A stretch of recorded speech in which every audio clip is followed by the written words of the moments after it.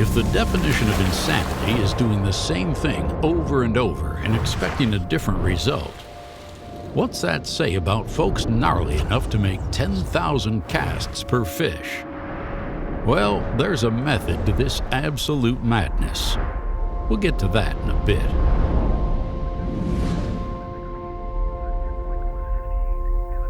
Humidity was 90%. The wind was calm. The pressure was 30.18 inches and steady. Across Wisconsin, it was clear with a temperature of 65 at Osceola, 62 at Siren, and 68 at La Crosse. Under clear skies, Green Bay reported 64th, Milwaukee, Wisconsin, including Eau Claire, Menominee, and Stoa Falls.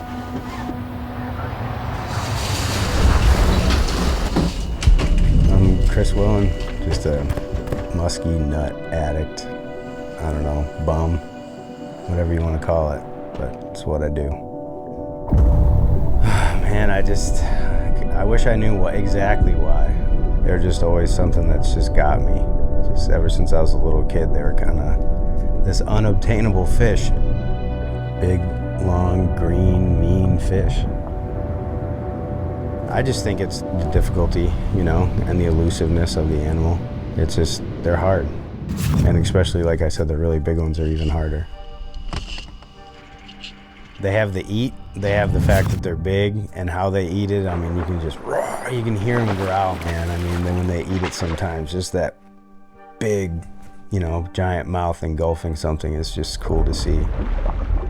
They're just the boss, the king of the castle, the apex predator of the system. They're at the tip of the pyramid. Musky's always going to be a challenge because he's at that top of the food chain. He's worthy. That's Larry Dahlberg, an icon in the musky world since, well, forever. Larry's always had opinions, and he's got a few thoughts on the new guy. Who's Chris? He's a young fellow that loves to fish that I ran into a while back.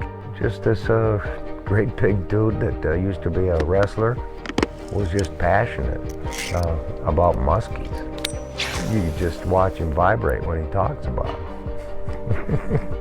And for me, it's real rare to run into somebody that isn't looking at the world through a soda straw. I call them weenies. If you're gonna see what's in there, you need to look through every single keyhole.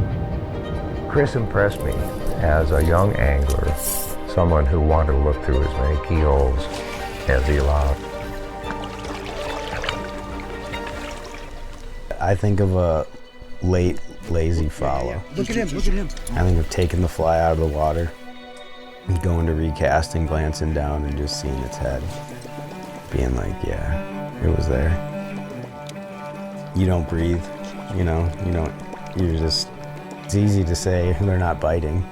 It's easy to say it's not a good day for it. You gotta fish harder and fish longer, That's Chris being humble. But Willen's secret goes way deeper. He's fishing because he's putting enough time to become a true predator. And he's no one-trick pony. How can you be really, really good at something if you don't know how to do it every way? I think the die-hard musky fly guys maybe don't like the fact that I throw lures or something like that, I guess. You just gotta do it every way, man. You gotta know how to do it all to be good. Because of his wide range, instead of being just a fly guy, a weenie, or being just a musky big bait weenie, he's using all of the tools, and they are tools, and he's real good at all of them. My goal isn't to be the best musky fly fisherman or the best musky gear fisherman or whatever. It's just to be a good musky fisherman.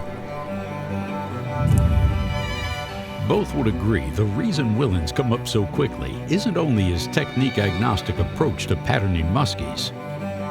It's bigger. One could argue Chris has quickly figured out the secret it's taken veteran musky anglers decades to crack. Just don't give a shit. Let it all go and fish.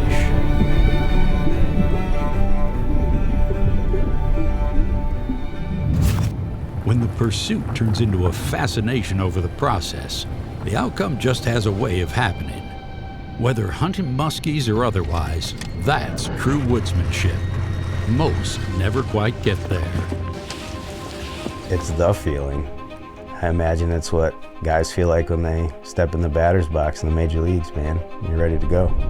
Like, perfect weather, good conditions, like, you got a shot. When you got everything right, and it's the stuff that you can't control is right, you know, that's exciting.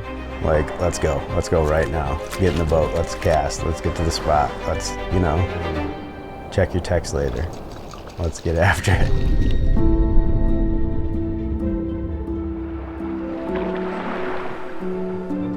Some unsolicited advice that begs mention.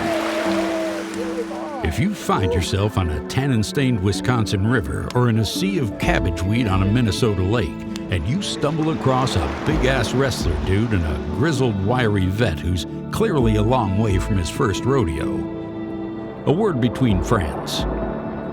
Be careful following in their footsteps, because insanity is contagious, and once you get started, you'll have 9,999 casts to go.